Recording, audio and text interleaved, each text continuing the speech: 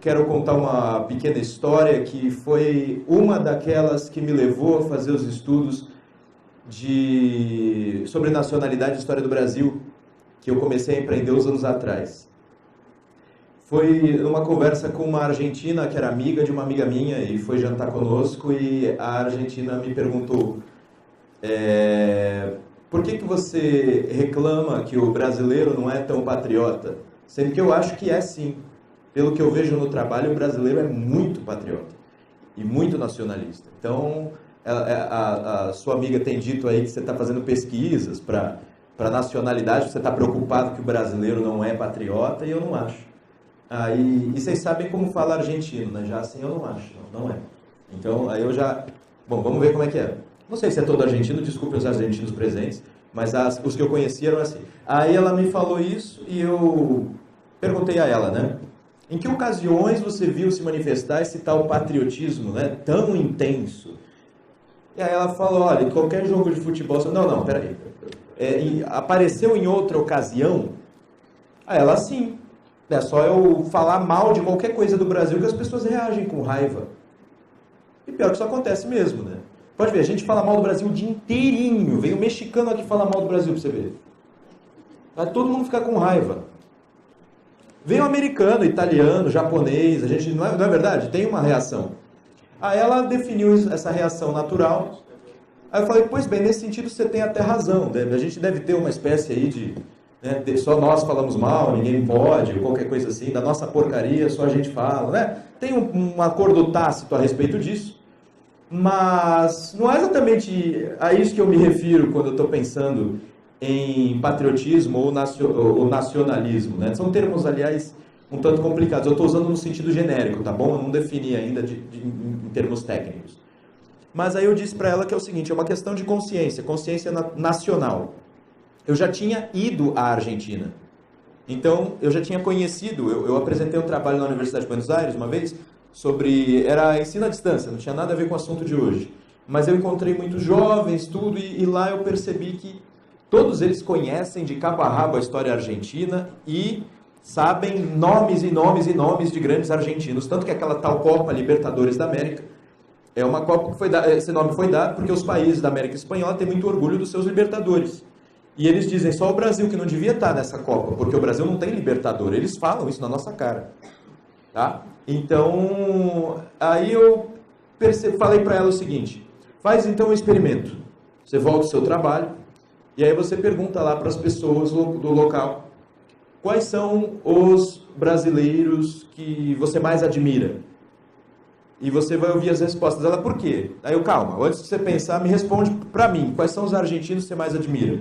Ela nem pensou, foi menos de um segundo. Sarmiento, San Martín, qual era o outro? Belgrano. Começou a falar um monte. Você só vê nome de grandes políticos, guerreiros ou um educador e qualquer coisa assim. E ela não é da área de humanas, não era historiadora. Ela trabalhava lá em Santos, de onde eu sou, né? Eu sou de Santos, São Paulo. Ela trabalhava no Porto, numa questão de marketing. Então ela não tem nada a ver com... Não é estudiosa de humanas, tá entendendo? E ela falou uma série, quase uns 10 nomes aí de políticos, educadores e guerreiros. Aí eu: tá bom, então faz a experiência agora. Você vai para o trabalho e vai perguntar quais são os brasileiros que as pessoas mais admiram. Exatamente. Não deu outra. Ela ficou meio assim, né? Agora talvez ele tenha um pouco de razão. Aí depois eu falei: me conta o resultado. Ela falou que de vez em quando aparecia um Machado de Assis. Mas na maioria das vezes as pessoas falavam mesmo desses ídolos do esporte, inclusive o Ayrton Senna. Eu não vejo com nenhum senso de superioridade o esporte, né? Não estou inferiorizando o esporte. É muito importante termos demonstração de que o nosso país tem pessoas com grande qualidade física e capacidade física. Eu não vejo nenhum problema nisso. O que é alarmante é só nos lembrarmos disso ou de nomes que não têm tanto significado e são distantes, né? Eu quero dizer distantes assim... quando ela fala aqueles nomes, pelo que eu reparei na juventude argentina, eles falam desses nomes contando, sabendo as histórias deles e falando com muito orgulho disso. E algumas pessoas falam, né, Getúlio Vargas, até hoje, umas pessoas mais velhas. E eu fico me perguntando por quê. Se pergunta por que Getúlio Vargas? E eu não tive a oportunidade de fazer essa pergunta. Se alguém aqui gosta muito do Getúlio, depois me procure e me conta. Então, assim, fica essa questão. Então, muita gente falou mesmo, falou Pelé, Neymar, como eu falei, alguns falaram Machado de Assis, Ayrton Senna, Chico Xavier. Também nada contra, mas assim, você vê a comparação dos nomes que a Argentina falou? E quando eu estive no Uruguai foi algo muito semelhante. No Uruguai eles também têm eu estou falando de designer, marqueteiro, de cara de educação física, eu não estou falando de estudante de humanas. Todos eles sabem a história. E eu pensei, pô, se em relação aos povos vizinhos o treco é assim, né? Não precisamos comparar com os países que geralmente se colocam como modelos, né? Já é diferente, porque eu também não estou querendo promover com meus estudos e com os meus esforços pedagógicos o tal daquele que é chamado de ultranacionalismo, né? Aquele nacionalismo que faz com que a gente, Brasil é o melhor que tem e não é brasileiro, eu já odeio. Isso é uma coisa que as pessoas dizem que aparece com o patriotismo. E eu vejo que é um fenômeno completamente diferente do patriotismo. Esse tipo de patriotismo que desvia para a xenofobia é um outro assunto. É uma coisa que começou a aparecer lá na Europa, né, no contexto da Segunda Guerra Mundial, antes até, Primeira, Segunda, aquele ínterim lá, tudo teve esse momento. E você percebe, você vê o discurso, por exemplo, de um Mussolini, ele dizia o seguinte: as ideologias, elas podem ser criadas, né? E eu criei essa aqui e vou defender com toda a garra. Não era uma questão assim só de a história da Itália foi tal, os grandes homens italianos eram estes. Não, ele inventou que a Itália tinha uma determinada missão na Terra, que era só dela, e eles tinham que refazer a antiga Roma e qualquer coisa assim. Usou esses símbolos, explorou a fotografia, discurso, tudo que ele sabia fazer para ele se transformar naquele líder em conteste, e a partir daí explorou muito a formação do exército e o Estado, o fortalecimento absurdo do Estado, certo? E bom, aconteceu tudo isso, e depois o nazismo, que é a história, uma das mais contadas pelo cinema, teve um crescimento muito semelhante. E quando eu estudo a nacionalidade, eu penso na história do Brasil. Daí eu falar sobre a fundação do Império do Brasil. Eu quero contar como foi a nossa história, as coisas boas e ruins. E parece que só de nós sabermos que temos uma história comum, os nossos ancestrais construíram essa história comum, eu acho que já faz uma grande diferença e já traz para nós uma certa sensação aí de harmonia e irmandade. Então, a fundação do Império do Brasil exige que primeiro eu explique o que eu entendo por fundação. É porque o termo fundação ele é usado no sentido de surgir do nada, de criar, né, fazer existir algo que antes não existia, coisa assim. Então, a fundação do Império do Brasil é a criação porque Império do Brasil é algo que surge quando nós pensamos em independência do Brasil. Mas poucas pessoas fazem questão de notar o detalhe, que o Brasil, quando faz a sua independência, não era mais uma colônia. E mesmo o conceito de colônia, comumente aplicado, ele é um tanto questionável, né? O Brasil era, no fundo, tem um livro do Evaldo Cabral de Mello, até, que é Um Imenso Portugal. No fundo é uma coletânea de ensaios, mas esse conceito do título é muito interessante, Um Imenso Portugal.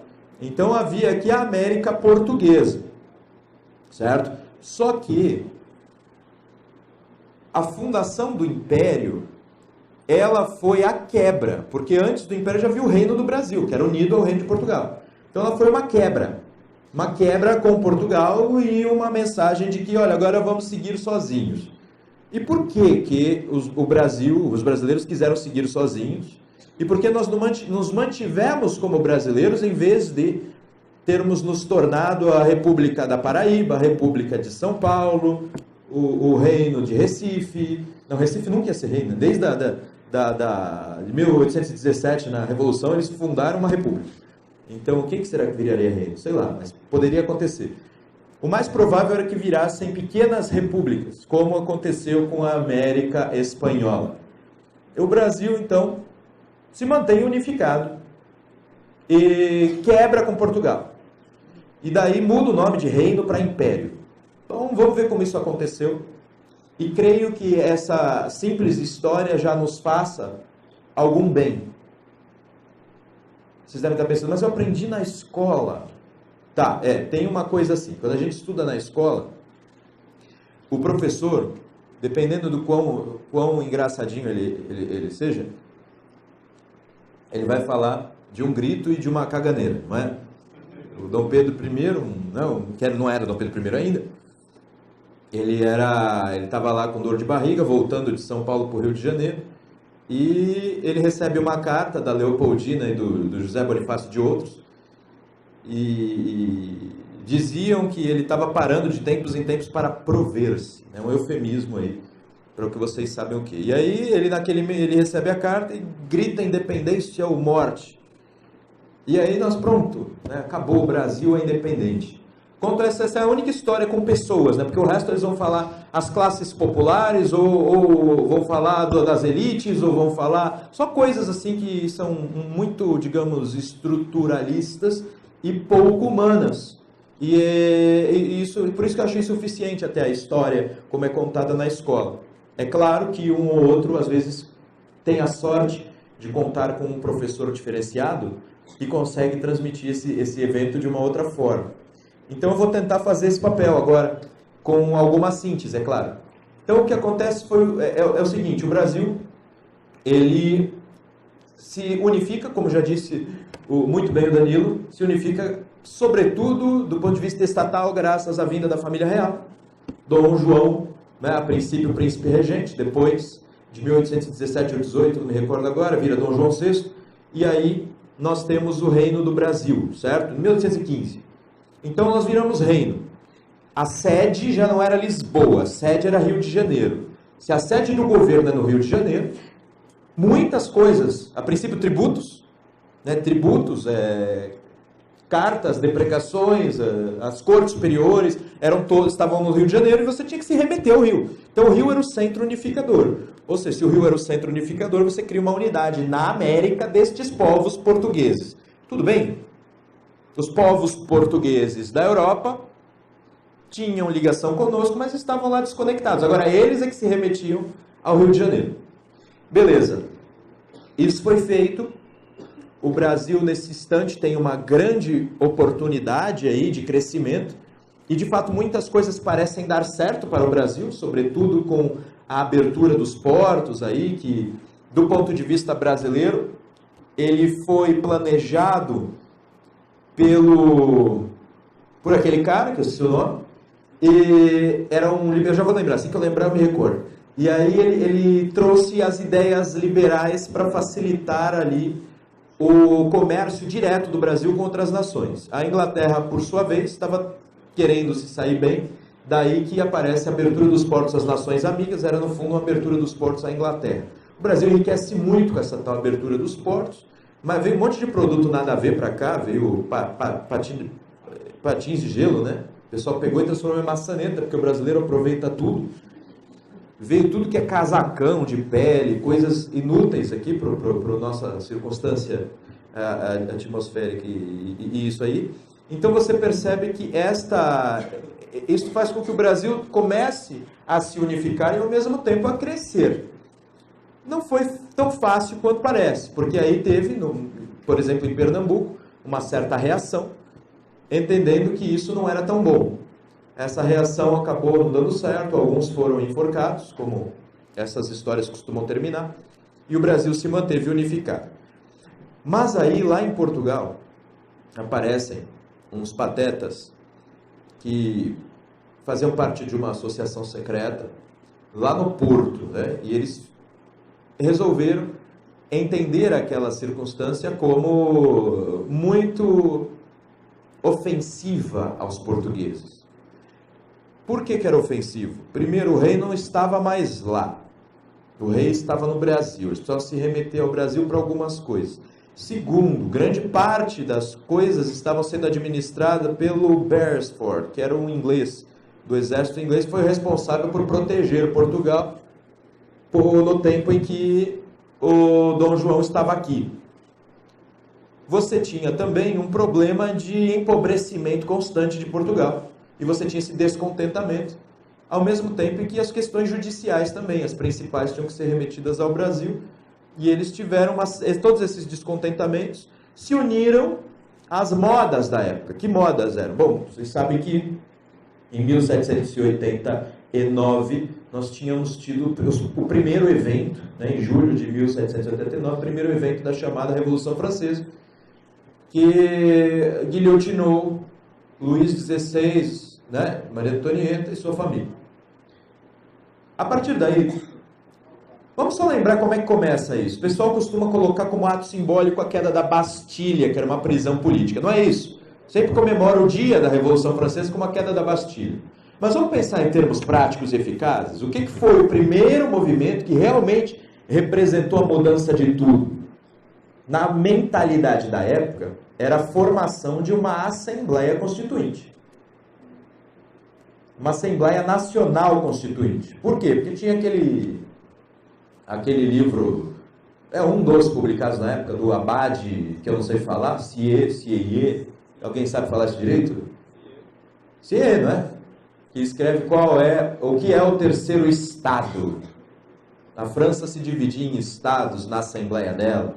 O primeiro era o clero, o segundo a nobreza e o terceiro o povo, né? E aí o terceiro, o pessoal diz que eram os pobres. Não eram os pobres, tinha burguês no meio, tinha gente rica. O problema é que quem não tinha título de nobreza estava no tal do povo.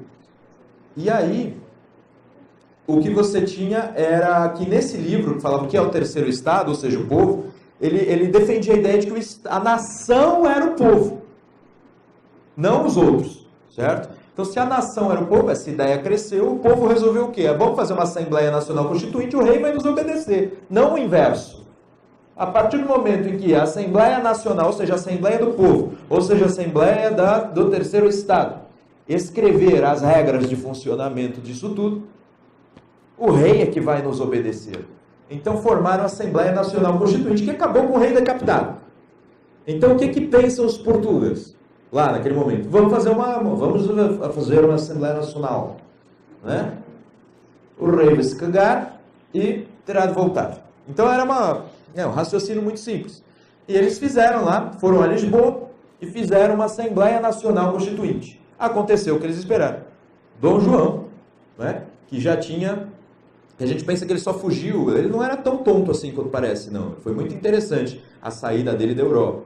Mas Dom João, que já tinha escapado habilmente de Napoleão Bonaparte, na última hora, né? Não sei se vocês já tiveram a oportunidade de ler como é que Dom João foi pensando no assunto, né? Ele tinha um assessor de cada posição, assim, extremamente diferente.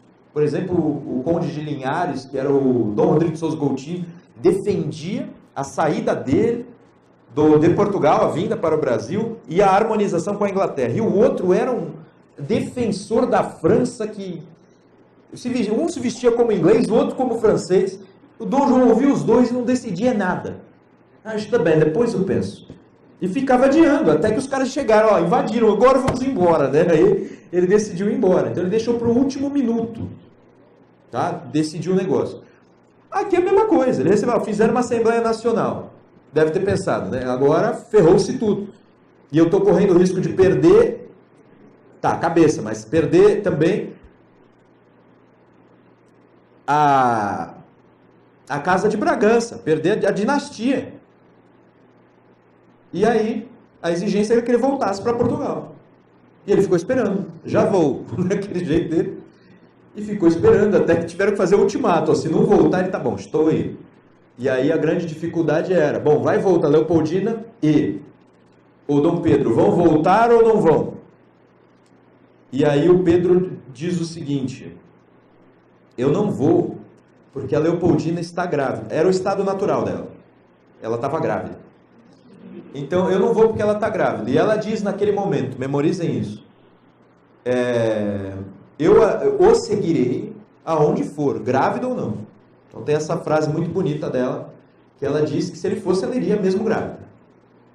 Beleza, mas ele decide, ele fica aqui, não é o dia do fico ainda, hein, pelo amor de Deus, calma. Mas ele decide, ele não vai, ele não volta para Portugal. Dom João VI volta. E aí, a tal da Assembleia Nacional Constituinte está lá decidindo como é que vai ser essa Assembleia, quem que vai convocar, o que vai fazer. E cadê o príncipe? Ah, o príncipe ficou. Tá, mas queremos o príncipe aqui, né? Ele vai ficar lá fazendo o quê? Ah, ele ficou lá cuidando da administração. Não, a gente que vai mandar agora. Então a ideia era que os portugueses, a Assembleia Nacional Constituinte, não só fosse uma Assembleia Nacional, mas já fosse um centro, uma espécie de poder legislativo que concentrava alguns poderes do executivo também. Então eles já estavam dizendo, manda ele voltar, que não precisa de centro no Rio de Janeiro nenhum. E o Dom Pedro faz parecido. Dom Pedro não tinha o mesmo temperamento de Dom João VI, mas ele ainda era um menino, né? Tinha 20 e poucos anos. Ele faz parecido. Não, daqui a pouco eu vou, já estou pensando. E lá, eles decidem então convocar deputados constituintes, gente. Deputado constituinte é aquele que vai escrever uma Constituição. E vocês percebem, eu usei o termo fundação, logo no início da minha fala, né? Se fundar é criar algo, estabelecer algo, naquele instante, tinha uma moda de fundar estados, né? A França tinha refeito o seu estado inteirinho, aí Napoleão o refez de novo, e depois ele foi refeito mais umas 10 vezes. A América inglesa com os Estados Unidos da América, foi antes da França, em 1776, as 13 colônias inglesas se separam da Inglaterra, fundando um novo estado, a República dos Estados Unidos da América. Aqui, na América Espanhola, já tinham ocorrido as guerras, eles se aproveitaram da invasão napoleônica à Espanha, os tais chapetones, né, que eram os representantes do governo espanhol na América, eles se sentiram fragilizados e as elites locais, os tais crioulos, se uniram e fizeram uma guerra vitoriosa. Eles só não foram tão bons de se organizar como eles fundaram vários estados por aqui. Não eram os mesmos ainda, tanto que não era Argentina, né? Era Confederación del Plata, algo parecido com isso. Então você tem vários estados sendo fundados. E os portugueses queriam escrever uma Constituição. A princípio, era uma Constituição para manter a monarquia, mas uma monarquia constitucional, ou seja, uma monarquia que tivesse leis. Se vocês prestarem atenção, a Revolução Francesa começa com essa alegação também. Então o medo pairava, o medo não ia embora. E eles decidiram convocar deputados constituintes de todos os estados portugueses, mesmo de ultramar. Então cada uma das províncias aqui da América Portuguesa teria que enviar os seus deputados. Na época era um pouco diferente a configuração brasileira, claro, mas foram enviados os deputados do Rio de Janeiro, da Bahia, de São Paulo, e foram por volta de 100 deputados portugueses e uns quase 90 deputados do Brasil. Então você vê já quase uma equiparação, até no número de deputados. E da África tinha uns 5, da Ásia uns 6, coisa parecida, ou o inverso. Eram poucos. Então você vê que Portugal mesmo, o grosso de Portugal era Europa e América. E eles iam discutir como ia ficar essa Constituição. Como os portugueses começaram antes das reuniões, eles já tinham rascunhado alguma coisa, sem os brasileiros participarem. Mas como os paulistas trabalham, tem que puxar, né? Os paulistas foram os únicos que levaram uma Constituição pronta. Eles levaram um projeto completo de Constituição para o Reino Unido. Então, quem escreveu isso foi o José Bonifácio de Andrade Silva, junto com seu irmão Antônio Carlos, e o Antônio Carlos, irmão de José Bonifácio, Antônio Carlos Ribeiro de Andrada, ele vai com esse projeto como deputado representante de São Paulo. Então ele vai para lá para apresentar um projeto.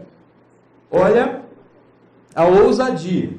Uma província inexpressiva. São Paulo era uma província inexpressiva, né? Uma província inexpressiva chega lá com um documento pronto para a Constituição do Reino Unido. Ele só não fez a Constituição, a parte da Constituição do Reino de Portugal. Ele fez Constituição do Reino Unido e Constituição, a parte do Brasil, para o Reino do Brasil. Na parte do Reino de Portugal, eles devem ter achado muita ousadia. Embora José Bonifácio tivesse trabalhado 30 anos em Portugal. Ele poderia até fazer isso. Aí ele manda lá. E uma das sugestões de José Bonifácio era a seguinte: a corte ela transitará entre Europa e América. Então ela ficará 5 anos na América, 5 anos na Europa. E as cortes superiores funcionarão nos dois locais. E isso acontecerá para manter o símbolo unificador, porque o Brasil é muito grande e sem uma força de união, o Brasil não se manterá unido. Então essa era a justificativa. E tem todas as instituições lá montadas, tudo. Ia ser, então, o Reino Unido, tudo. O José Bonifácio adorava a ideia de Portugal estar na Europa, América, África, ultramar, tudo. Então fez esse projeto. O Antônio Carlos apresenta e os deputados portugueses não aceitam. Eles começam a dizer que absurdo, primeiro, você chegar com esse negócio aí, e segundo, vai ficar tudo em Lisboa e não tem conversa. Tá? Aliás, eles disseram, não sei nem para que tribunal no Brasil. Aí o cara se irritou. Se vocês algum dia tiverem oportunidade, dá para digitar no Google, não precisa ir até lá. O Museu Paulista está em reforma há uns 8 anos, então nem adianta. No Museu Paulista tem um quadro enorme, do tamanho... Não tem nada parecido aqui. Mas é grandão. E lá é um quadro dos deputados das Cortes de Lisboa discutindo. E está o Antônio Carlos, lá, o santista da minha terra, de dedo em riste, assim, brigando com todos os portugueses. Então, o que aconteceu? Todos os deputados das províncias brasileiras foram lá para participar de um debate. Os deputados paulistas levaram o projeto na manga.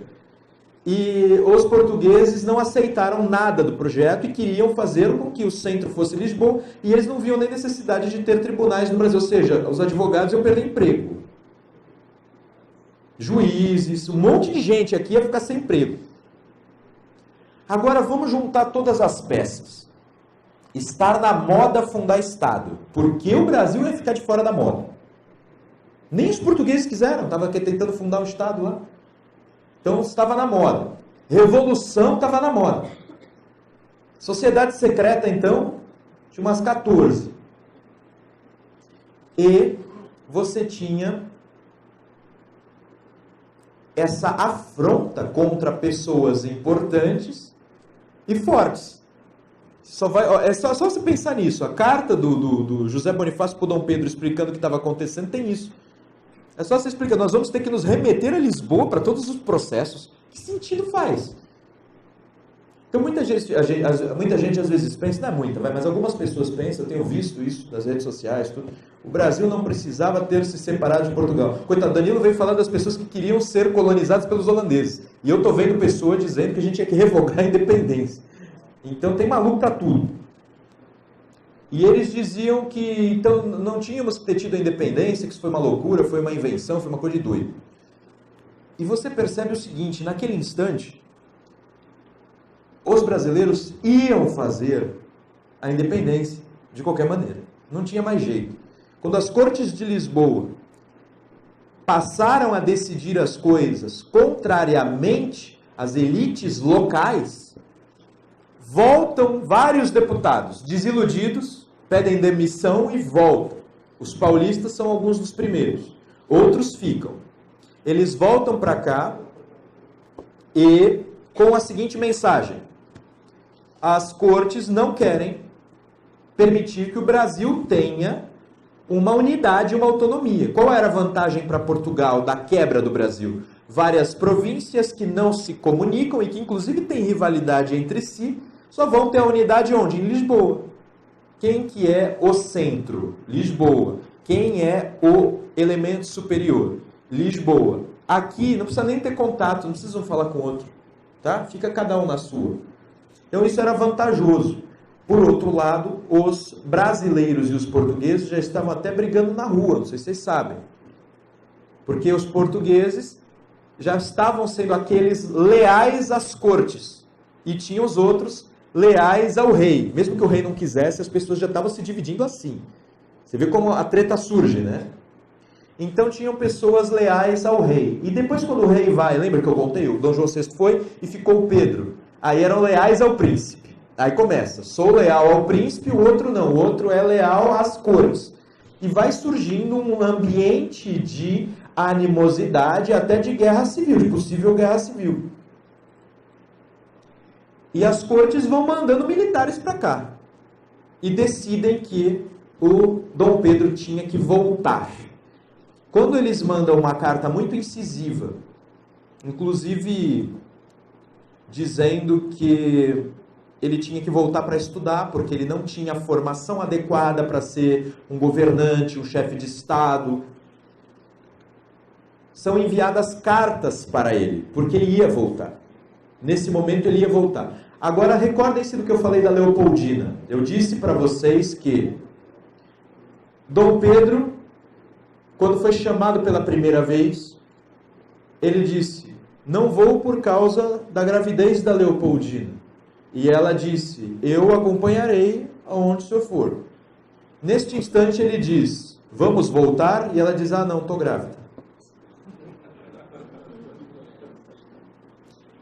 A Leopoldina é muito importante nesse momento. É importante que a gente saiba que ela já estava conspirando contra as cortes e os portugueses. A gente tem, hoje em dia, acesso a alguns bilhetes dela.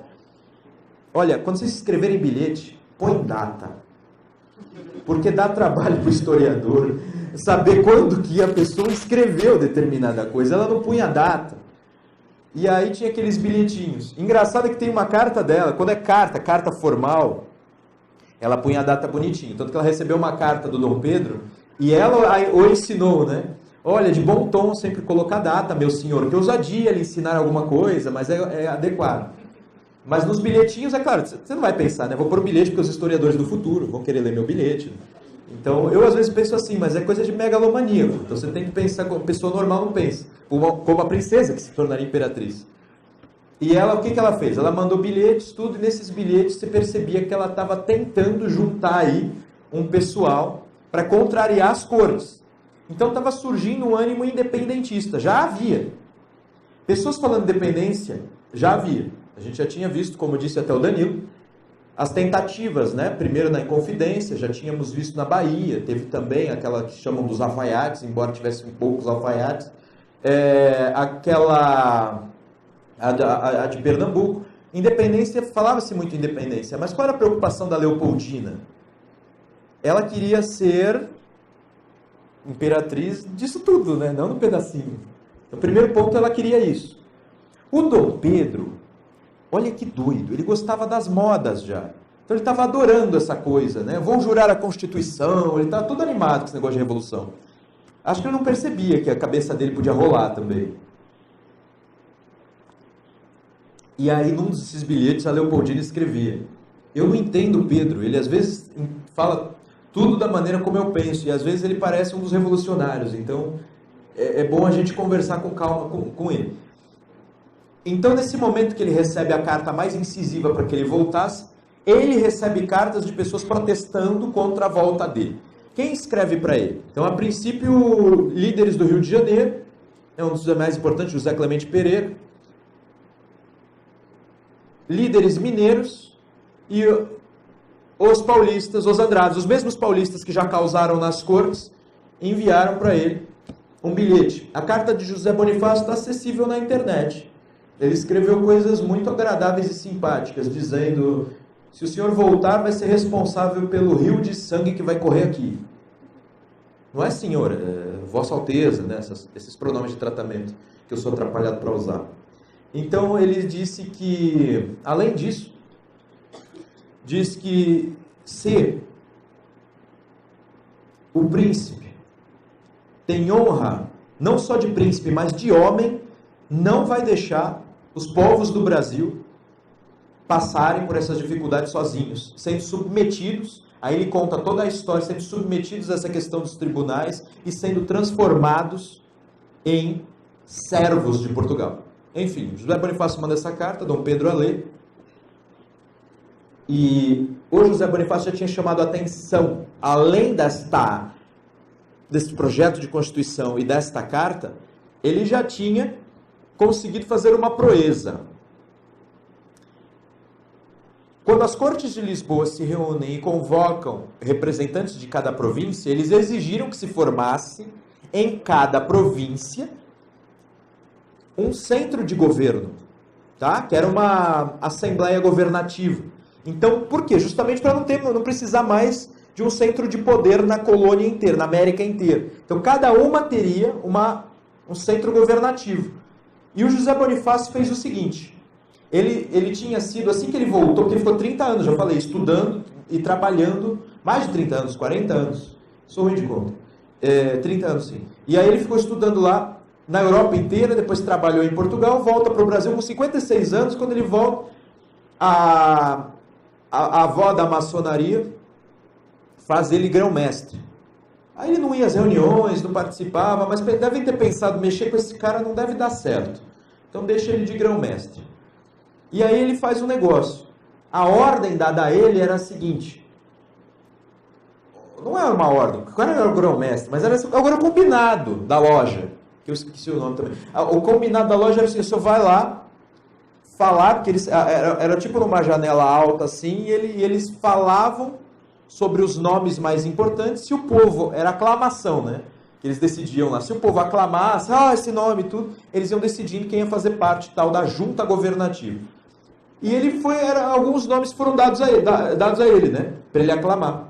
E a maçonaria estava unida à maçonaria portuguesa, as lojas portuguesas, que estavam fazendo a bagunça do Porto e de Lisboa. Esta unidade da avó da maçonaria, eu vou falar assim porque é difícil você pensar numa unidade histórica. Essa unidade fazia com que ele tivesse que chegar lá e dizer os nomes vinculados com toda essa tramóia.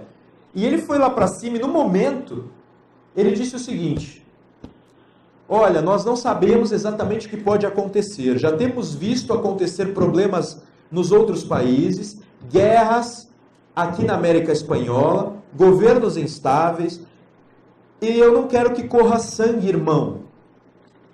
Vamos fazer o seguinte, vamos ser leais ao rei, manter as coisas como estão, mantendo os mesmos nomes das pessoas que foram nomeadas pelo Dom João aqui, para dar um exemplo de lealdade. Mostrar que, olha, nós queremos os mesmos, porque nós estamos junto com a família real. O povo paulista berrou, é isso mesmo, Andrada tá certo. Imagina os maçons olhando, meu Deus, o que esse cara tá fazendo? E ele nomeia os mesmos caras, só que o povo ficou gritando o nome dele, que não ia sair de lá se ele não tivesse um cargo. Ele se colocou de vice, só de vice. Vice-presidente da junta governativa. O governador era o mesmo que tinha sido nomeado pelo Dom João. Então você percebe, nesse momento, Dom Pedro escreve uma carta para o Dom João. Olha, em São Paulo, algumas pessoas conseguiram manter os mesmos nomes. Eles pacificaram a província e ela já está organizada. Está funcionando em paz. Por quê? Porque estava tendo muito problema até dentro das Forças Armadas da época. Não era exército formal, mas assim, estava tendo muito problema. Então assim, São Paulo foi pacificado, unificado e organizado. Aí o Dom Pedro já ficou de olho nos Andradas. Aí teve o episódio dos deputados e depois o episódio desse dia do fico. José Bonifácio manda essa carta mal criada. E vocês pensaram assim, só líderes mandaram? Os Andradas, o Bonifácio, mandaram para ele os líderes de Minas, os líderes do Rio de Janeiro. Não, foram feitas então abaixo assinados. E no Rio de Janeiro foram 8.000 assinaturas coletadas e enviadas para ele. Não vai embora. E de São Paulo coletaram também algumas milhares. E o próprio Bonifácio, junto com seu irmão e amigos, estava indo levar para o Dom Pedro as assinaturas pessoalmente. Quando ele está indo levar, ele percebe o seguinte: olha, eu vou ficar. Toda aquela frase bonita que ele teria dito não é a publicada, tá? No edital oficial. No edital ele disse, eu vou depois. Agora não é o momento adequado. Ele usou até a dica da Leopoldina, disse que ele ia ver e ia depois. Então não foi aquilo, né? Como é que é? Isso, diga o povo que fica, termina assim. Então não foi exatamente assim, mas ele ficou. Mas nesse momento, os ministros dele se demitem, que eles estão unidos às cortes de Lisboa. E quem que ele coloca para o maior cargo do reino do Brasil à época? O José Bonifácio. Então, nesse instante, ele coloca como era ministro do reino e do estrangeiro. Praticamente é ministro de pau para toda a obra. Coloca o José Bonifácio ali como ministro. Então, foi o primeiro nascido no Brasil a se tornar ministro. E nesse instante, aí o José Bonifácio leva toda a carga dele, intelectual, moral, né? O homem já tinha sido poeta, cientista renomado, ele descobriu 12 minérios novos que não estavam catalogados, tinha lutado na guerra contra o Napoleão como major e tenente, e elogiado pelos ingleses pela bravura suicida, eles falaram, bravura suicida. Ele então o cara já tinha participado, organizado munição para a guerra, participado na linha de frente na guerra, tinha trabalhado em quase todos os setores da vida nacional portuguesa, tinha trabalhado na parte jurídica e judicial, tinha trabalhado como professor de metalurgia da Universidade de Coimbra, tinha trabalhado como chefe de polícia, tinha trabalhado como responsável pelo reflorestamento de bosques, tinha trabalhado também como explorador de minas, não tem nada a ver com prostituição, é o negócio lá dos minérios, tá? Então, ele tinha trabalhado com todos esses cargos. Ele chegou a acumular 11 empregos simultâneos. E falava 13 idiomas só. Porque ele tinha viajado por quase todos os países da Europa para estudar mineralogia com uma bolsa que ele ganhou do governo.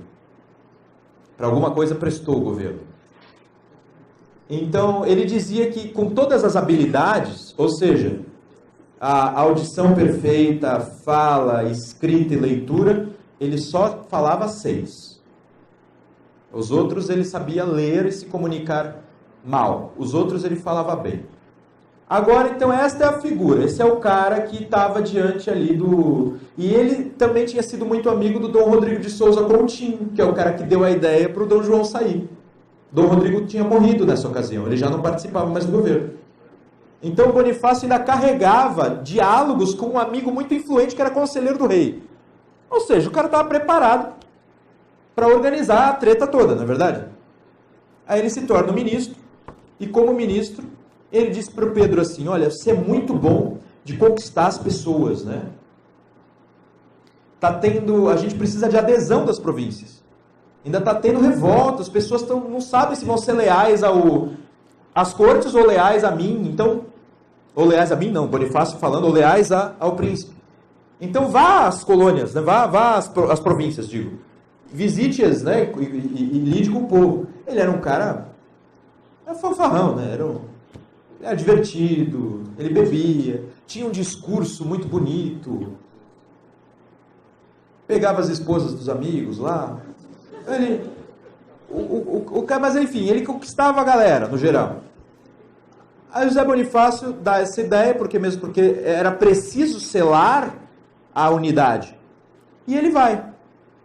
Você vê que a partir daí o José Bonifácio também já não está muito bem quisto pela tal da avó da maçonaria que eu falei, então ele funda uma outra sociedade secreta, que se não me engano foi Cipriano Barata, que era um maçom mais aguerrido, escreveu que esse José Bonifácio é um traidor, não é maçom coisa nenhuma, ele é ligado à Santa Aliança e só quer promover aqui os interesses da Igreja Católica contra a maçonaria. Era um dos xingamentos, entre aspas, que ele recebia. Hoje em dia já não é mais bem assim, muitas lojas o consideram um maçom de grande nome e outros não.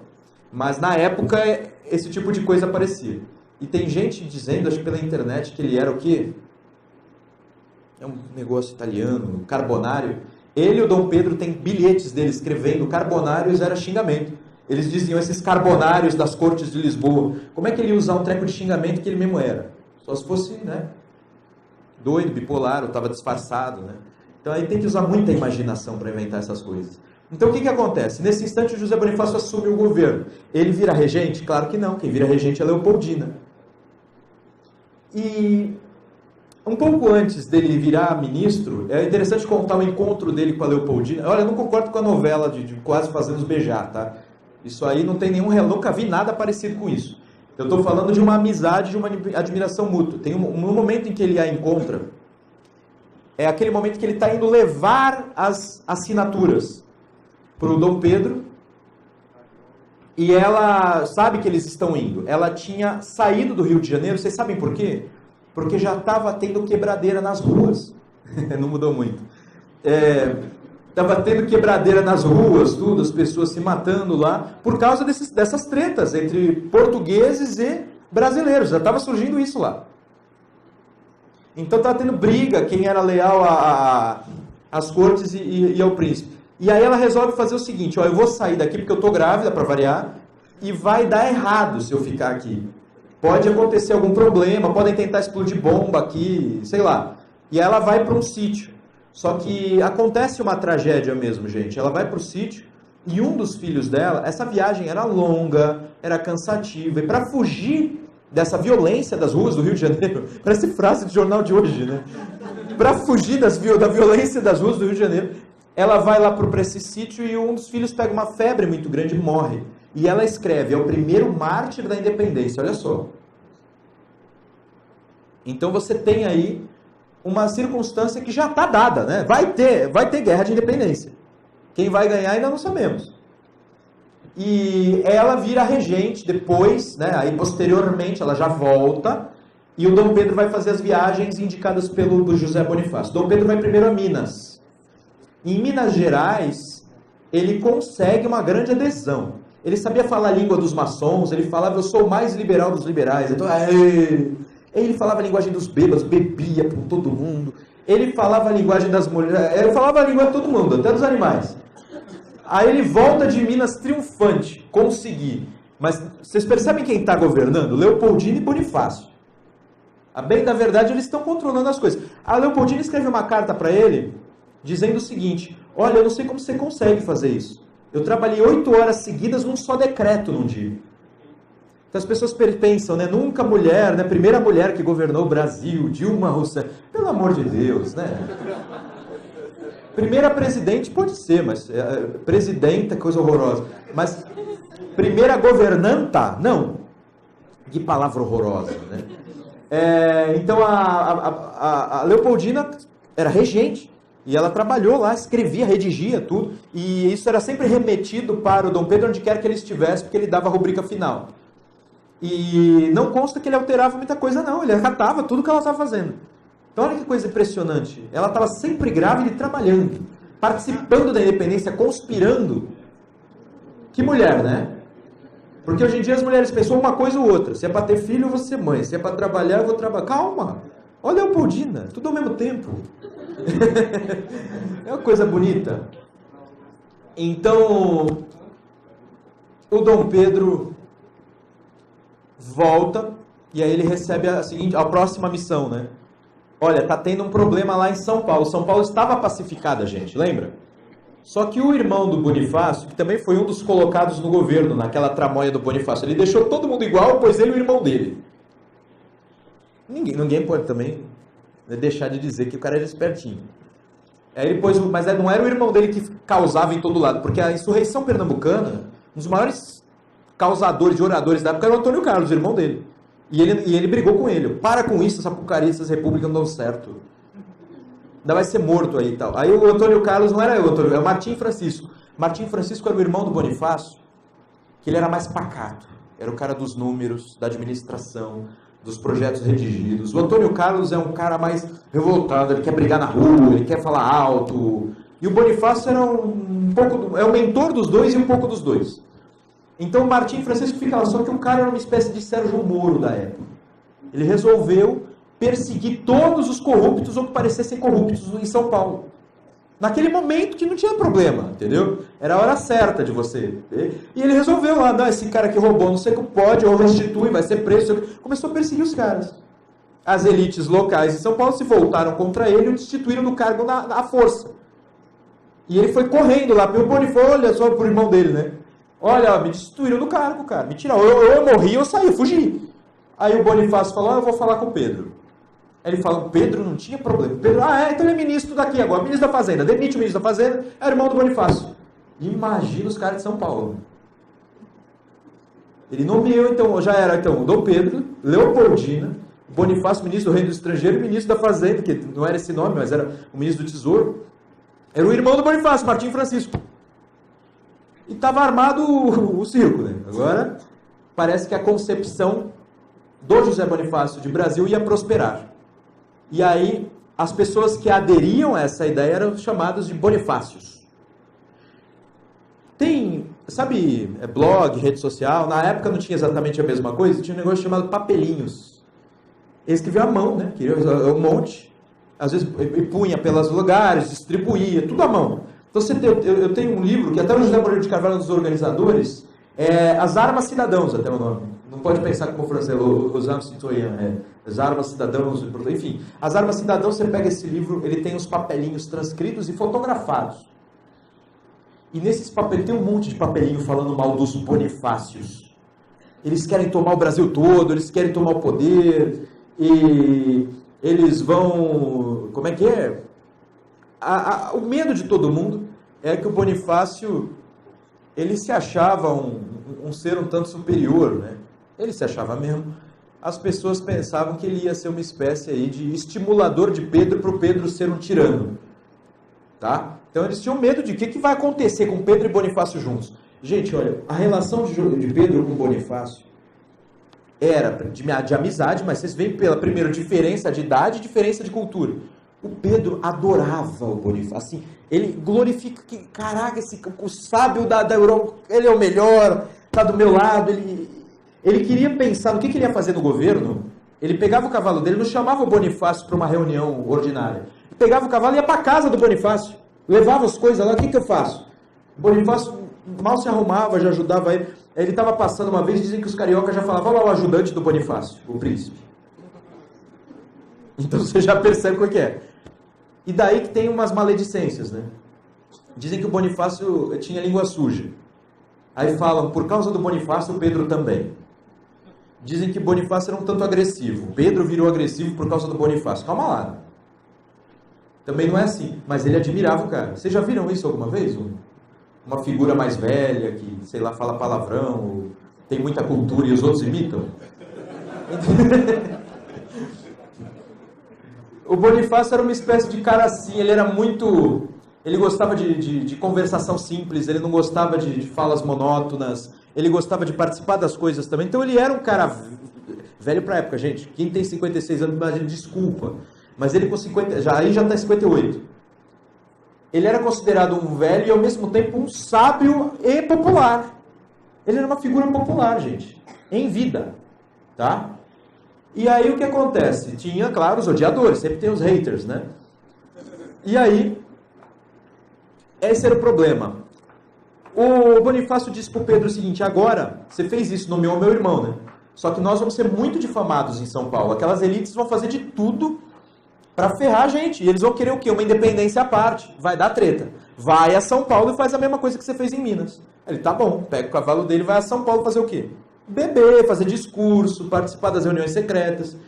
Aí os maçons também começam a se aproveitar. Eles percebem o seguinte, o Bonifácio nos traiu, não participa das reuniões, tudo quer saber, vamos demiti-lo. Agora o grão-mestre é o Dom Pedro. E o Dom Pedro adorou, né? Eita, sou grão-mestre agora. Então ele é feito grão-mestre, o Bonifácio faz a sociedade secreta dele, e o grão-mestre era o Pedro também. Então aí o Pedro virou o grão-mestre geral. Ou seja, um moleque de 24 anos sendo bajulado por um monte de gente querendo ver quem manipula melhor. Coitado, né? Também era um cara cujo talento era musical, ele era um grande músico. E para educação física, ele criou uns aparelhos de exercício, que ele adorava fazer exercício. Então, os maiores... E ele era o quê? Um ótimo orador, um cara muito... Ele seria um bom político hoje. Prêmio MMA também, essas coisas. Mas, acontece que o Pedro, então, vai a São Paulo, e em São Paulo ele conquista o povo também. Ele consegue lá, tira os cargos de todo mundo que estava causando, participa das reuniões comuns, fala com todo mundo, dá tudo certo. O problema é que nesse instante ele conhece uma mulher que gruda nele, né? A Domitila. E ninguém vem falar Marquesa de Santos, que esse título não tem nada a ver com a minha cidade. Eu já conto essa história. Temos que tirar a limpo essa história. É Domitila. Esta senhorita, já casada. Senhora casada? Claro. O conhece, em todos os sentidos da palavra. E Só que ela consegue grudar, né? Parece que ela conquista parte deste coração tão afetivo, que era o do Dom Pedro, uma parte significativa. E ela consegue uma proeza, né? Ele passa a discutir com ela questões de governo, o que ele está fazendo. E eles tinham tanta intimidade que ele chamava ela de Titília. E ela o chamava de Demonão. Que baixaria. Enfim. A gente está nessa circunstância. Então ele foi a São Paulo, conseguiu, né, ser bem visto, mas aí tem o evento do Mitila. Quando ele volta, ele está ainda, não voltou ainda, está no Ipiranga, e aí sim, né, que os historiadores falam, estava lá com uma dor de barriga em cima de um burro, não era nem cavalo. Claro, cavalo não sobe serra, né? Não é adequado usar cavalo para subir serra, machuca a perna dele, ele é mais fraco, é lento. Então tem que ser mula, né? Tem que ser mula, burro, acho que é mula. Eu não entendo muito a diferença. E é mais confortável também, não é? Então tá bom, mas eu não vejo que isso tire qualquer coisa do evento, tá? E aí naquele instante ele recebe sim cartas do Bonifácio e da Leopoldina. Agora vocês entendem a significação dele receber cartas dos dois. Leopoldina regente, Bonifácio ministro, e eles conspirando o tempo todo. E estas cartas eram o seguinte: na sociedade secreta que o Bonifácio criou, que o Cipriano Barata teria dito que era coisa da Santa Aliança, ela se chamava Nobre Ordem dos Cavaleiros da Santa Cruz. Não é o primeiro nome do Brasil? Ilha de Santa Cruz? Então era a Nobre Ordem dos Cavaleiros de Santa Cruz. Tinha uma ideia de Brasil cristão, tá entendendo? Ao mesmo tempo que o núcleo era formado por 12, que era considerado apostolado. Tá vendo as referências bíblicas aí? Então o apostolado era o núcleo que discutia o que seria do Brasil no futuro. E o apostolado criou 3 palestras, eles chamavam de palestras às lojas e ao mesmo tempo contrassenhas para estratégias. Vou explicar. Os nomes dessas palestras eram União e Tranquilidade. Olha a importância, união entre as províncias e tranquilidade. O outro, Firmeza e Lealdade. Então tinha que angariar a firmeza e a lealdade também de todas as províncias. O terceiro, Independência ou Morte. Então era o título de uma loja lá dentro de uma contrassenha. Era quase como assim. Ele teria dito união e tranquilidade na ocasião do fico, tá entendendo? Depois, quando ele foi fazer as viagens, teria sido o momento da firmeza e lealdade. Estão percebendo? E quando ele falasse independência ou morte, seria o momento da quebra. Está tudo previsto. Então, naquele instante que ele recebe, ele diz algumas palavras. Olha, ele corta, né? Parece que as cores de Portugal, diz o seguinte, ó, o nosso lema agora é independência ou morte. Foi assim, ou seja, a partir de agora, tática, independência ou morte. E vamos embora. Enfim, foi. E aí ele teve... Mas ele era um cara muito mais colérico do que eu. Ele deve ter berrado mesmo. Vocês já viram aquele filme da década de 70? Independência ou Morte? Com o Tarcísio Meira. Pô, é legalzinho esse filme. É legalzinho. Ele dá um berro, né? Bem interessante. Não mostra toda essa parte que eu estou contando. A Leopoldina é colocada só como grávida. Ela não é colocada como um personagem, né, ativo uma personagem ativa da independência, ao mesmo tempo em que o José Bonifácio é mostrado como um cara carrancudo. Toda vez fazem isso. A novela foi a mesma coisa. É sempre aquele cara sério, falando formalmente. Olha, se eles lessem as cartas do cara, não tem nada a ver. Ele não era assim. Então está faltando ainda uma caracterização literária do Bonifácio melhor. Ele era mesmo... muito divertido. Eu tenho um texto dele, aliás, recomendo quem quer ler coisas que ele escreveu, tem um livro que é uma coletânea chamada... Gente, como é que está meu tempo, hein? Eu estou falando sem parar aqui. É o quê? Eu tenho 10? Tá. É uma coletânea organizada pela Miriam Donikoff. Essa coletânea se chama Projetos para o Brasil. Tem uma coletânea mais antiga também, do Otávio Tarquínio de Souza, chamado... tem nome. Mas nesses 2 livros, você percebe uma reunião de papéis do Bonifácio. Não era um cara organizado. Então eles pegaram vários papéis, cadernos, tudo, anotações e digitalizaram. E num desses ele diz, né, que ele gostava de conversações frequentes, e nas conversações tinha que ter um pouco de má língua e piadas, porque ele não aguentava um assunto só por muito tempo, muito sério. Ele não aguentava as pessoas que se viam como muito sérias e ficavam sempre com pose. Tudo que fazem ele parecer em todas as novelas e filmes. Então está escrito lá que ele não aguentava isso. Ele dizia que quando ele estava na França, vinham conversar tudo cheio de pose, ele dormia. Na Alemanha, tudo. Na França ainda devia ser mais animado. Mas a Alemanha não existia enquanto tal, né?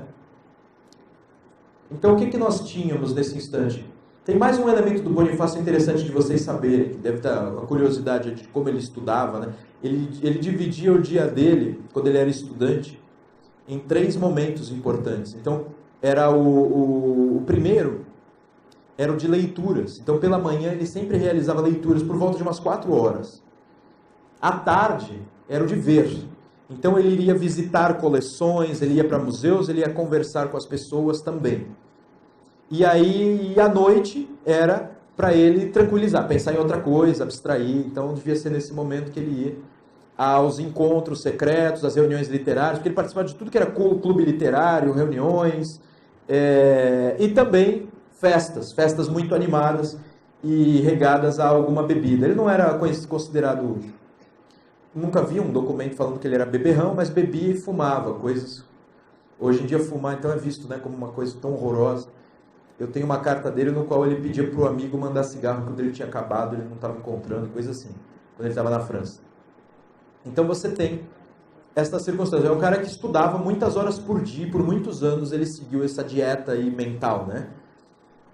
Ele também tinha esse veio poético e ao mesmo tempo ele queria ser tradutor do grego, era um dos sonhos dele. Então tem alguns tópicos traduzidos em parte por ele. Ele comparava com traduções já feitas de outros idiomas, inclusive antigas do português, e traduzia lá. Era o Périplo de Hanon e ele tinha alguns mitos que ele também queria traduzir. Bem, dito isso, vocês estão aí mais de posse da dimensão dele e tudo, tá? Vamos dar continuidade à história antes que vocês me batam. É dado independência ou morte, é o grito, e quando então Dom Pedro volta, ele tem que organizar o governo, mas o governo era basicamente imitar o que a sociedade secreta já tinha criado, né? A sociedade secreta, não sei se vocês sabem, deve ter um monte de gente aqui, afinal é secreta, mas ela é como se fosse um governo paralelo, né? Tem um governo interno, assim, funcionamento judiciário, então a sociedade secreta dele colocava a mesma coisa, o Dom Pedro no topo, depois ele, o irmão dele no outro cargo e por aí ia. O Dom Pedro simplesmente nomeia todo mundo do apostolado, tá?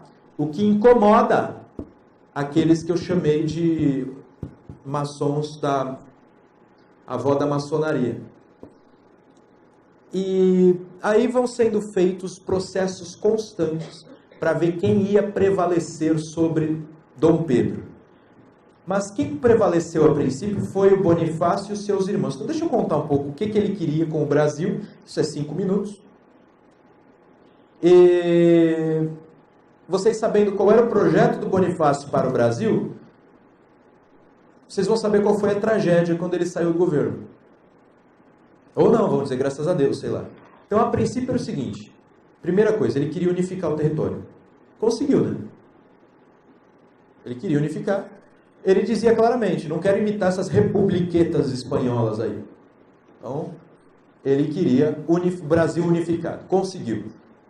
Na cabeça dele, o Brasil só seria unificado com uma monarquia, porque o povo só respeitava rei. Gente, havia um carnaval em torno do rei, no Rio de Janeiro. A missão francesa, você acha que ela só foi usada para retratar as belas paisagens brasileiras ou coisas parecidas? A missão francesa foi usada para fazer fantasias e espetáculos, né, nas datas festivas da monarquia, para eles passarem em grandes carros. Né? São coisas como se fosse um ancestral aí do Carnaval do Rio de Janeiro. Eles adoravam, assim, glorificavam aquilo. Então é como se a monarquia fosse um símbolo. E o José Bonifácio falava um símbolo de força e união. Ele usou essa expressão em um monte de documentos dele. Símbolo de força e união. Então, primeiro, unidade. Segundo lugar, ele tinha uma ideia de que o sonho dele, Dom Rodrigo de Souza Coutinho, e um pouco daquele sonho português, o sonho lusitano, de levar adiante a civilização cristã aos outros povos, deveria ser continuado ali. Tá? Então é como se houvesse na cabeça dele a necessidade de trazer os índios para a civilização. Daí ele ter escrito em 1824 ou 23 um documento que era de civilização dos índios bravos, porque não havia só índios bravos. Índios bravos eram os que ainda só estavam isolados e que lutavam contrariamente aos europeus e aos índios europeizados. Mas havia muitos índios que viviam nas vilas e que gostavam disso, tá? Então ele dizia que era preciso civilizar os índios bravos. E como? Ele falava, a princípio temos que parar de enganá-los, de tratá-los mal, disso, daquilo. E temos que imitar os jesuítas, sem, contudo, criar lá uma espécie de teocracia, como faziam os jesuítas, porque isso não dá certo. Então ele escreveu, o documento está disponível na internet, são dezenas e dezenas de páginas, explicando coisas simples, como chegar perto deles, como fazer comércio com eles, respeitar a propriedade deles. E ele falou, como criar vaidades sociais, para que eles queiram o quê? Ele falou, eles não querem nada na vida, eles querem fazer os rituais, comer e lutar. O ideal é fazê-los ter vontade de ser algo mais. Olha só, não é a ideia de, vamos lá enfiar uma ideia, uma religião, como o Bourdieu fala, né, violência simbólica ou qualquer coisa assim. Então a ideia era fazê-los, primeiro, ser respeitados em suas propriedades, melhorando o conceito de propriedade, porque eles não a tinham. Até o que dificulta falar em furto, roubo, apropriação ou coisa assim. Então, melhorar a ideia de propriedade. Só que é seu, cara. É meu, é seu, tá? Melhorar a ideia de propriedade. Estabelecer comércio justo. E depois, fazê-los participar de alguns governos locais. As assembleias dos homens bons, a assembleia só deixa os indígenas ali. Ensina a fazer uma assembleia. Ele já tinha uma espécie de eleição, mas era para cacique para determinada guerra. Aí voltava, zerava tudo. Então era para organizar aquilo. Vamos fazer lá um sistema de governo. Eles vão se governar. E a gente vai aos poucos criando um intercâmbio.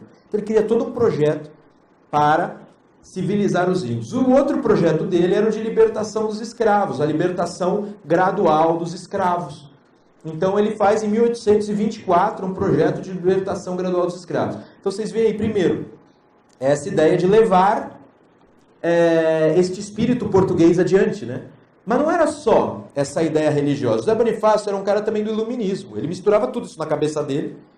Os americanos fizeram a mesma coisa. Os Estados Unidos são uma mistureba disso tudo. É que aqui era católico. E aí o José Bonifácio cria a seguinte ideia. Temos o quê? Que também ilustrá-los, trazer as ciências para cá, as melhores técnicas de agricultura. Sabe que eu visitei a casa do Thomas Jefferson lá nos Estados Unidos e o cara tinha uma coleção de plantas, flores, eles eram fanáticos por agricultura.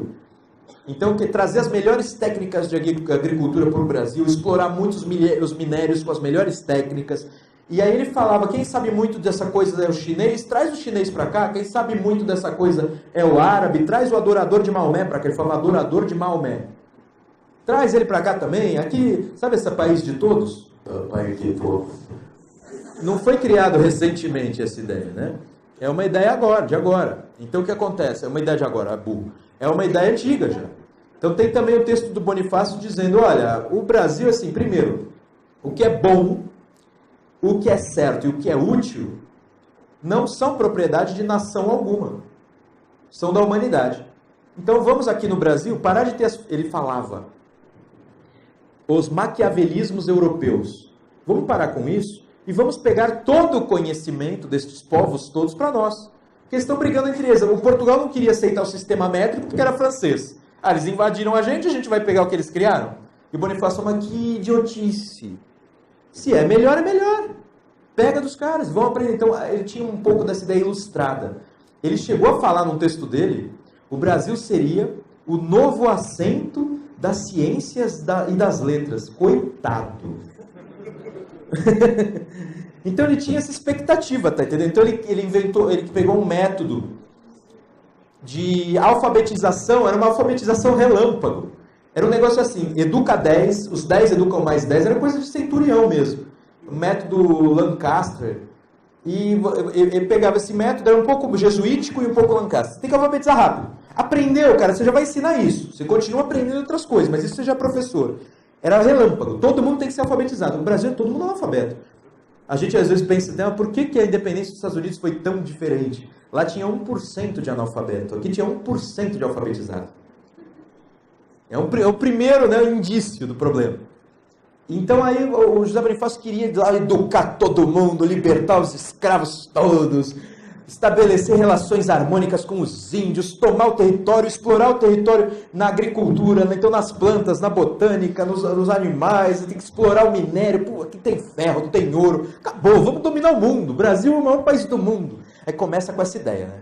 Bonifácio megalomaníaco. Tem um francês que saiu da reunião, o embaixador francês saiu da reunião com o Bonifácio, esse cara é louco.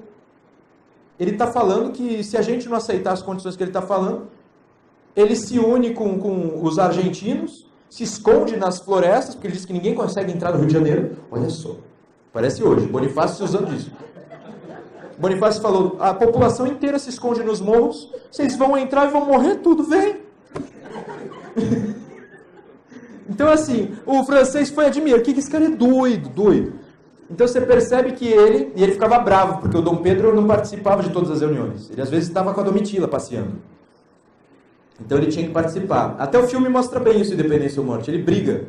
Você não vai às reuniões? Eu tenho que fazer tudo. E aí ele aparece... Esse filme é cruel com o Dom Pedro, coitado. Pelo menos nesse princípio. E ele passeando lá, deitando com a Domitila, falando como ele amava. E coitada da Leopoldina, né? Nesse momento tudo isso acontecendo. Mas enfim... Senhores, o fato é que Dom Pedro começa a ouvir o que a Domitila parece que recebeu dinheiro das elites preocupadas, fazendeiros preocupados com essa história de libertar escravo. Tinha a maçonaria enciumada, que o Dom Pedro só obedecia o Bonifácio e não obedecia as reuniões que ele próprio grão-mestre, igualzinho. Aí começou isso aí pagaram a Domitila, ele tinha um grande amigo também, um beberrão da chalaça, né? Esses caras começam a influenciá-lo, parece que eles receberam dinheiro de grandes associações para influenciar o Dom Pedro. Aí Dom Pedro começa a ouvir a conversa de serpente da Domitila dizendo, o Bonifácio quer tomar o poder de você, está te fazendo de tonto. Tá fazendo tudo o que ele quer e você não manda nada. Aí ele chega e diz, ele desacata o Bonifácio, diz não vai mais fazer isso, vai ser do meu jeito, etc. E os inimigos do Bonifácio de novo fazem arruaça em São Paulo. E aí o Bonifácio fala, tem que demiti-los todos de novo. E o Dom Pedro, não, eu vou deixá-los lá. Aí o Bonifácio pede demissão. Nesse instante o Dom Pedro pensa, bom, me livrei do Bonifácio, agora eu vou governar. Passam algumas horas. Ele manda uma carta para o Bonifácio. Mas quem põe no teu lugar? E juro, o Bonifácio deu os nomes. Olha, esse aqui é adequado, esse aqui parece que tem más ligações. E, olha só, o cara se demite, brigado com o outro, ainda recebe uma carta, mas e agora o que eu faço, né? E ele deu os nomes. Inclusive um dos nomes que o José Bonifácio elogiou era um ancestral meu. Ele deu lá o nome, era um Nogueira da Gama. Manuel Jacinto Nogueira, Marquês de Baipendi. Ele deu um nome lá. Aí o Dom Pedro, a Leopoldina fala pro Dom Pedro, cara, chama o cara de volta, para de ser idiota. A gente não tem o que fazer, chama o cara de volta. Dom Pedro é mesmo, né? Ferrou. Aí ele foi lá, vai, volta. O Bonifácio, não, tá certo, faz o governo do teu jeito. Você acha que eu tô querendo tomar tudo? Faz do teu jeito aí. Aí ele, por favor, vê a Leopoldina, eles quase ajoelham. Ele, peraí, não precisa disso. Eu volto, mas com as minhas condições, o cara era esperto. Né? Aí o Pedro falou, faz o que tu quiser aí. Inimigo teu, inimigo meu. Parece, o Jânio Quadros tentou fazer isso, né? Vou renunciar, vai todo mundo às ruas, vão pedir para eu voltar. Foi um. Dia seguinte estava assinada lá pelo Congresso a saída dele. Enfim, o Bonifácio fez e funcionou. Aí ele entra no poder. Nesse momento, a gente parece que... eu gosto muito do Bonifácio, mas a gente tem que saber admitir quando a pessoa... Ele entrou mesmo como um cara com mão pesada. Ele não demite todos os inimigos dele, ele exila. Some daqui ou vai ser preso. Foi todo mundo embora. Era a maçonaria, a avó da maçonaria. Os maçons vão tudo embora, para a Argentina, todos embora. E o Gonçalves Ledo, para não pegar... Gonçalves Ledo era o grande inimigo do Bonifácio. Se fosse fazer um filme, se tivesse cineasta aqui, o antagonista é o Ledo. Ledo era o maçom à francesa. O José Bonifácio seria uma espécie de maçom à moda Santa Aliança, ou a inglesa, ou, sei lá, o cara que pensa com a própria cabeça, sei lá. Então o que acontece? O Ledo, ele queimou todos os arquivos que eles tinham para o Bonifácio não ir lá ver tudo que eles estavam tramando. Queimou arquivos pessoais dele, antes de fugir. Gente, isso significa que nós não sabemos quase nada desse cara. Ele queimou tudo. Então o que a gente sabe são poucas coisas das atas preservadas pela maçonaria. Graças a Deus e graças aos esforços dos maçons, que a gente tem alguma coisa. Porque se não fossem os maçons, nós não teríamos notícia disso. Então, assim, e é pouco, né? O Gonçalves Ledo realmente queima tudo e vai embora. E aí o Bonifácio governa mesmo com mão pesada e começa a fazer tudo do jeito dele, mas é óbvio que as reações se manteriam. O Dom Pedro vai ficando cada vez mais distante da Leopoldina, sobretudo por causa da Domitila. Tem até cartas que a Leopoldina começa a escrever para os seus parentes na Áustria, dizendo que ela estava infeliz. E a gota d'água foi quando ele destratou a Leopoldina na frente da Domitila. Que aí ela diz que ela está muito mal. Então assim, a Leopoldina vai ficando cada vez mais fraquinha, alheia, triste, depressiva. O Dom Pedro já não tem mais o conselho dela, ele só convive mais com a Domitila, vai se aconselhando com ela e com os amigos. O Bonifácio está na fúria. E ele está na fúria para construir esse projeto dele. Então ele está fazendo as reuniões, ele é o chanceler, ele está fazendo as reuniões, qual é o projeto do Bonifácio para o... Eu não vou definir com detalhe, é só jogando uma ideia. O projeto de José Bonifácio para, digamos, a política externa. A política externa do Bonifácio era uma política independente, sem vínculo necessário com um país ou outro. Era para explorar as rivalidades alheias e para, na medida do possível, criar uma confederação americana, dos Estados Unidos até o Brasil. Então, alguns tentam dizer, tem petista que começa a dizer, José Bonifácio é um dos idealizadores do Foro de São Paulo. Meu Deus! Eu tive que escrever por um jornal lá, a Gazeta do Povo, de Curitiba. Eu escrevi um artigo contrariando essa ideia. Ele queria, inclusive, os Estados Unidos, entendeu? Ele queria os Estados Unidos não eram ninguém na época, né? Era um paizinho caipira que deu certo a independência, e eles ficaram gloriosos pela independência que deu certo, mas ainda não eram fortes, coisas assim, não é como a gente pensa. E ele queria mesmo, ele admirava também os americanos. Ele falou, temos que fazer uma aliança, né, de norte a sul na América, para a gente poder construir essas novidades, porque a Europa está cheia de ideia errada. Na Europa eles só sabem brigar. Aqui a gente tem que se unir para construir essas ideias. Então, que ideias? Todo mundo culto, todo mundo crescendo, enriquecendo. Bom, os países que iam conduzir aí o futuro. Ele chegou a escrever, né? O Brasil fará páginas brilhantes na história futura do universo. Né? Humilde. Ainda não fez. Quem sabe? Então, chega no momento em que a animosidade entre ele e Pedro fica muito grande e ele abandona. Ele fala, quer saber, eu vou embora daqui, tu vai se virar. Ele abandona e ele vai para a Assembleia Constituinte. Opa, eu já falei que a Assembleia Constituinte é treta, né? Ele tinha sido eleito deputado, ele não assumiu o cargo porque ele era ministro. Então o irmão dele já era deputado, aquele arruaceiro, Antônio Carlos, e ele tinha sido eleito deputado. Aí ele quer saber, agora eu vou para a Assembleia. Lembra do perigo da Assembleia Nacional? Aí o Pedro começa a perceber, esse cara vai causar na Assembleia. Não deu outro. Os Andradas começam a fazer pressão na Assembleia para que o projeto de Constituição emplaque. Um projeto que tinha 3 poderes e um poder acima de todos. Não era o moderador ainda, era o Império, o poder do Imperador. Quais eram as atribuições do Império? Nenhuma. Esse é um símbolo, fica quieto. Então esse era o rascunho dos Andradas. Eles fizeram a Constituição, quase todo o projeto da Constituição, só que falando assim, vai ter um poder, pegaram até do francês, né, o poder moderador, tudo, só que o que eu vou fazer? Você vai ser o imperador. O que eu vou fazer, né, o Pedro, né? Se você quiser participar de alguma coisa, entendeu? Ele foi ficando bravo, tá entendendo? E nisso, como ele não sabia quem nomear para os grandes cargos, ele começa a nomear portugueses, ex-portugueses, ligados às antigas cortes, ex-portugueses ligados aos cargos antigos preenchidos por portugueses. Ele vai pôr português e vai criando uma animosidade. Portugueses e brasileiros começam a brigar na rua, Rio de Janeiro. Briga na rua, pancadaria, e aí tem uma manifestação de rua, no qual estão os Andradas na frente lá. Aí, por que teve essa manifestação de rua? Porque espancaram um cara que era considerado, nesse momento já não eram os Bonifácios, eram os brasileiros, o Partido Brasileiro, né? Porque partido na época não é o que a gente tem hoje. um grupo constitucionalmente formado para a defesa de ideias políticas. Era um grupo informal. Então tinha os brasileiros. Então o Partido Brasileiro era dos Bonifácios. E aí espancaram um boticário, um cara comum, aí espancaram porque acharam que o cara que tinha escrito um artigo contra os portugueses. Aí os portugueses armados foram lá e bateram no cara até não dar mais.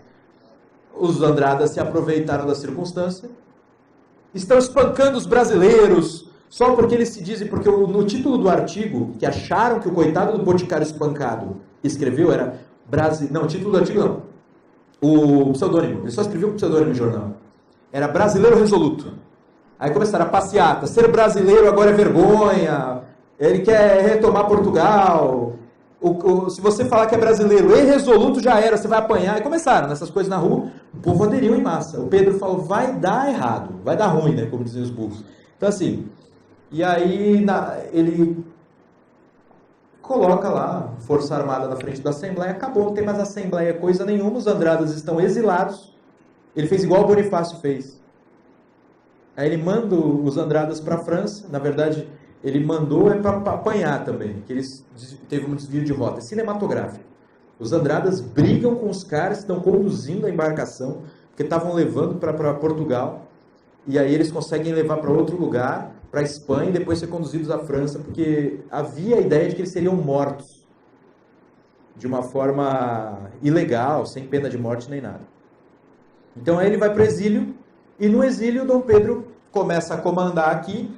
No meio dessa briga entre brasileiros e portugueses, tem revolta na Cisplatina, perde a Cisplatina, tem revolta da Confederação do Equador, a Leopoldina, Imperatriz Leopoldina, falece, e é nesse momento, quando ela morre, acho que a Domitila queria ser a Ana Bolena, né?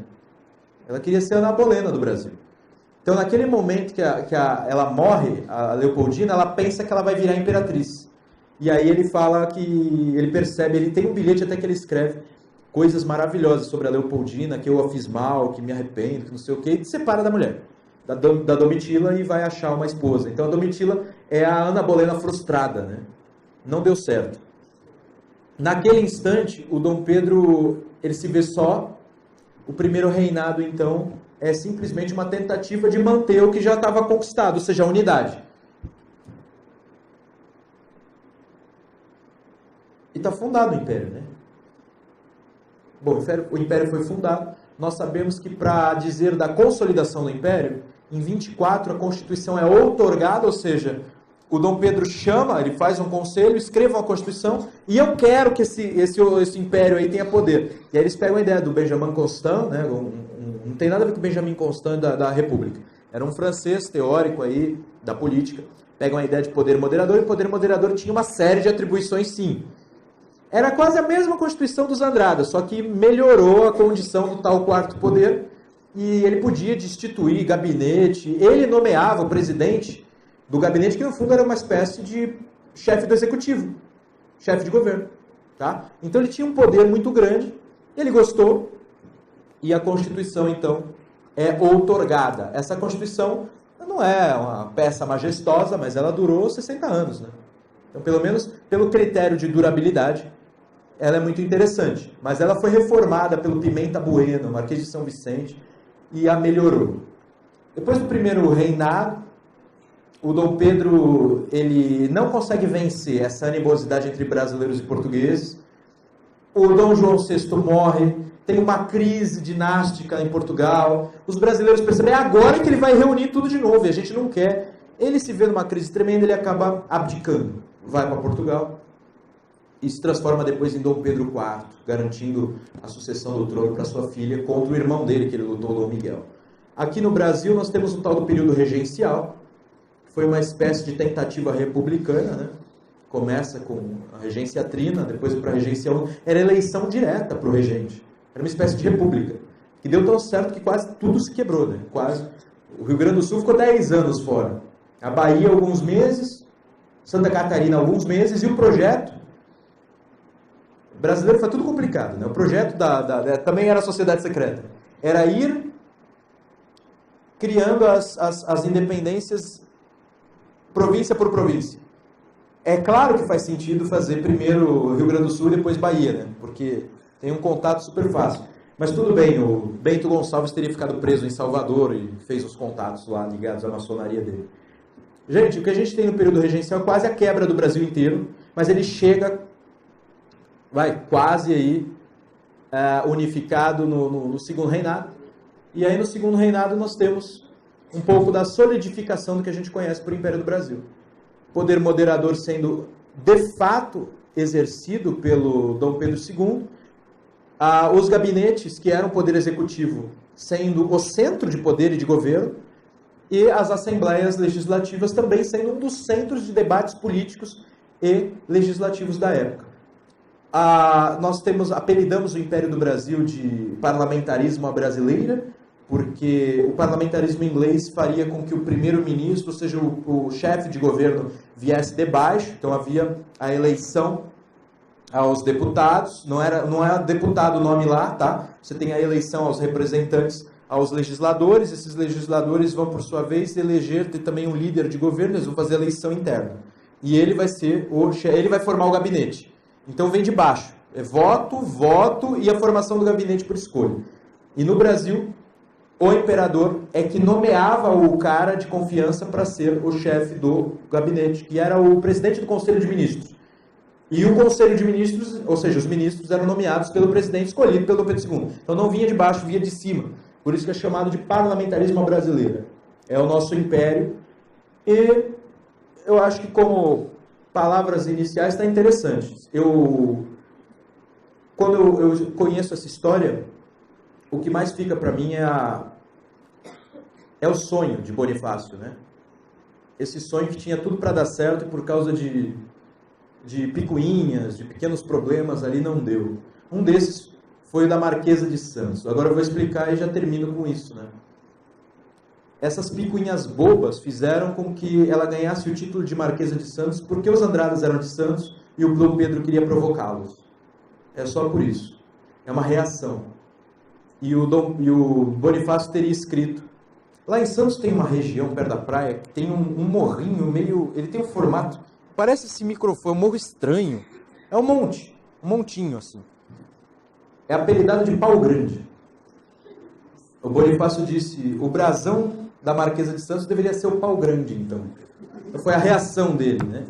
Então, o que acontece nesse momento? Você percebe que por causa de picuinhas, ódios, de desentendimentos entre setores de sociedades secretas, de filosofias políticas, a francesa e a inglesa, de maneiras de enxergar a relação Brasil-Portugal, por causa dessas confusões, o Brasil foi tropeçando nos primeiros momentos, ainda está um pouco, e eu acho que a gente poderia ser, é muito interessante que a gente retome os sonhos desses grandes homens. O Bonifácio não é o único, tá? Se fôssemos contar a história do Brasil, poderíamos lembrar de vários que pensaram o Brasil de uma forma muito interessante. Mas parte do sonho dele era justamente essa ideia de miscigenação, civilização em alto grau, civilização no sentido de catequização e, ao mesmo tempo, no sentido de estudo das ciências e das letras em altíssimo grau.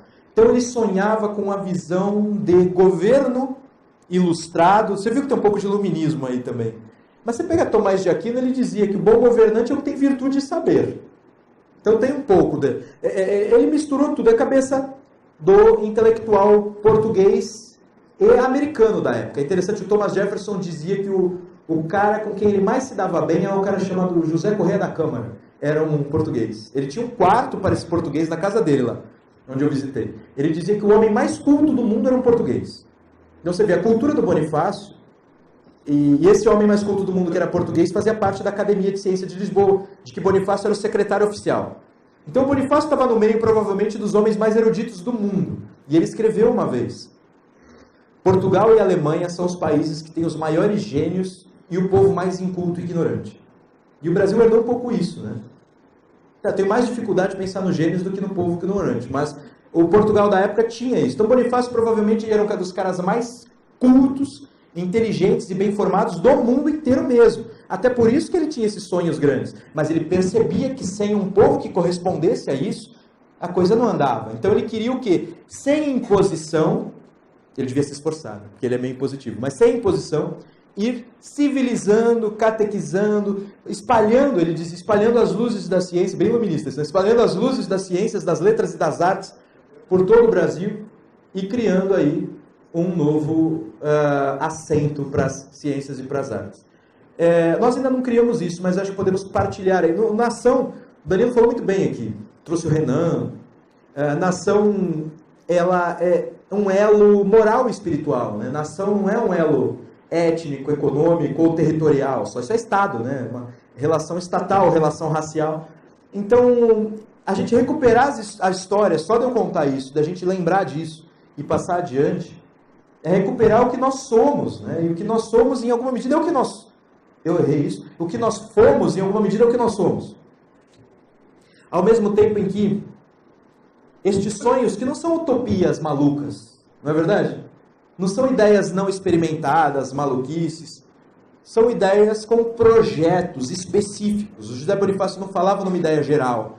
A sociedade perfeita é tal e vamos indefinidamente em busca dela. Ele tinha, eu tenho um projeto para isso, o projeto é assim, os meios são estes, é assim que se faz, e nós vamos alcançar. Então, assim, este modelo de governante e esta expectativa dele para os cidadãos era muito interessante. Aristóteles dizia que